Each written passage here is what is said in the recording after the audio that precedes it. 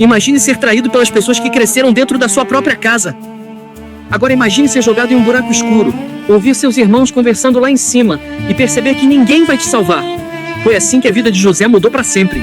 Ele não foi atacado por inimigos, não foi capturado por soldados, não se perdeu numa viagem. José foi vendido pelos próprios irmãos. José era jovem, sonhador e diferente dos outros. Ele vivia com sua família, cuidava dos animais e era muito amado por seu pai Jacó. Mas esse amor começou a criar uma ferida dentro da casa. Enquanto José recebia atenção, carinho e uma túnica especial, seus irmãos sentiam outra coisa crescer por dentro: inveja. Para José, aquela túnica era um presente. Para os irmãos, era um lembrete. Um lembrete de que o pai parecia olhar para ele de um jeito diferente. E então vieram os sonhos. José começou a contar sonhos estranhos. Sonhos em que sua família se curvava diante dele. Talvez ele não entendesse o peso daquelas palavras. Talvez fosse jovem demais para perceber o fogo que estava acendendo. Mas seus irmãos entenderam de outro jeito. Para eles, aquilo não era só um sonho. Era arrogância, era provocação, era a gota final. Um dia, Jacó mandou José procurar os irmãos no campo.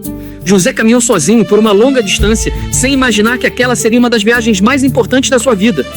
De longe, seus irmãos o viram se aproximando. A túnica colorida brilhava no sol, e antes mesmo que ele chegasse perto, eles começaram a falar.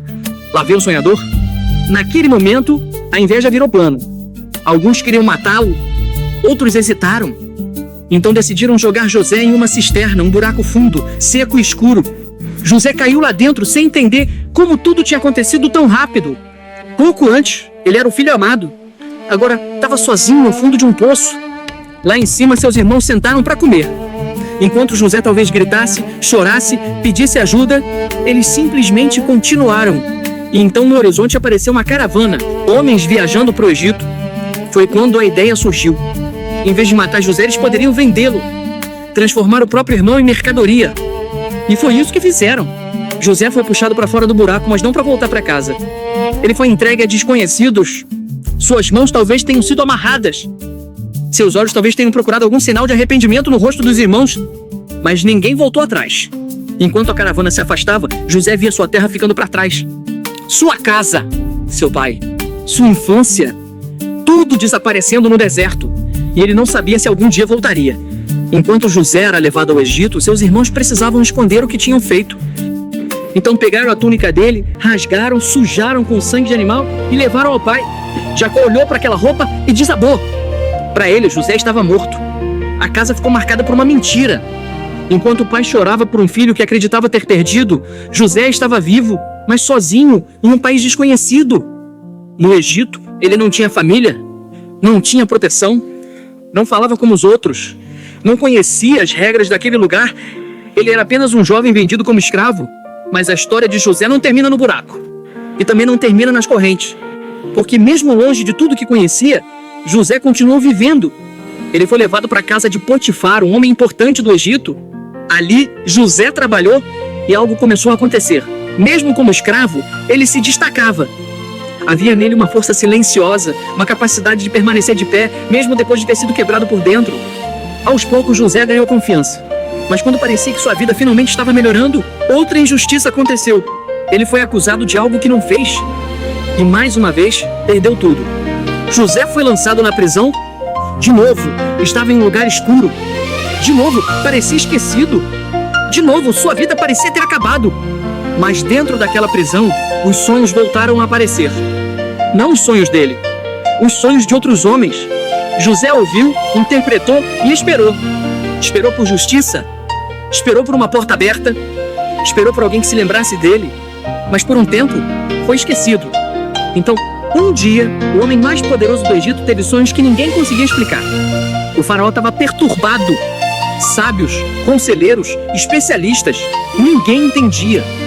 Até que alguém finalmente se lembrou de José, o jovem hebreu, o escravo, o prisioneiro, o homem que sabia interpretar sonhos. José foi tirado da prisão às pressas. Em pouco tempo, ele saiu do lugar mais baixo da sociedade e ficou diante do faraó. E quando ouviu os sonhos, José explicou. Viriam anos de fartura, seguidos por anos de fome terrível. Mas ele não apenas explicou. Ele apresentou uma solução: guardar alimento, preparar o Egito, salvar vidas antes que a fome chegasse. O faraó ouviu aquele homem que tinha sido traído, vendido e esquecido e viu sabedoria nele. Naquele dia, José deixou de ser prisioneiro. Ele se tornou governador do Egito. O garoto jogado no poço agora administrava uma nação.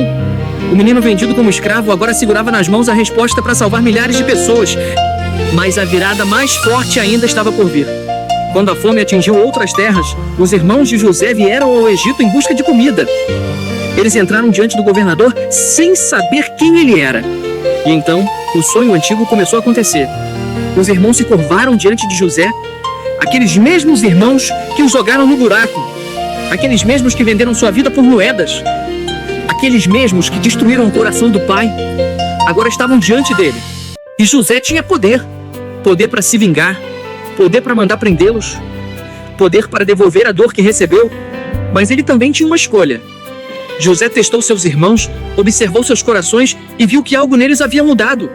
Então chegou um momento em que ele não conseguiu mais esconder quem era. Ele chorou. Não foi um choro pequeno. Foi o choro de anos presos dentro de um homem que sobreviveu ao abandono, à escravidão, à mentira e à prisão. José revelou sua identidade. Eu sou José. Seus irmãos ficaram aterrorizados, porque sabiam o que tinham feito. Mas José enxergava algo maior do que a traição. A dor não tinha sido apagada. O passado não tinha deixado de existir. Mas aquela história que parecia ter acabado dentro de um poço tinha se transformado no caminho que salvaria uma família inteira. José perdoou e reencontrou seu pai. Aquele pai que pensava que ele estava morto, abraçou o filho que havia sobrevivido. A história de José parece um filme porque tem tudo: inveja, traição, queda, injustiça, prisão, poder, reencontro e perdão. Mas o que torna essa história inesquecível é que José não foi definido pelo pior dia da vida dele. Ele foi vendido como escravo, mas terminou salvando aqueles que um dia tentaram destruí-lo.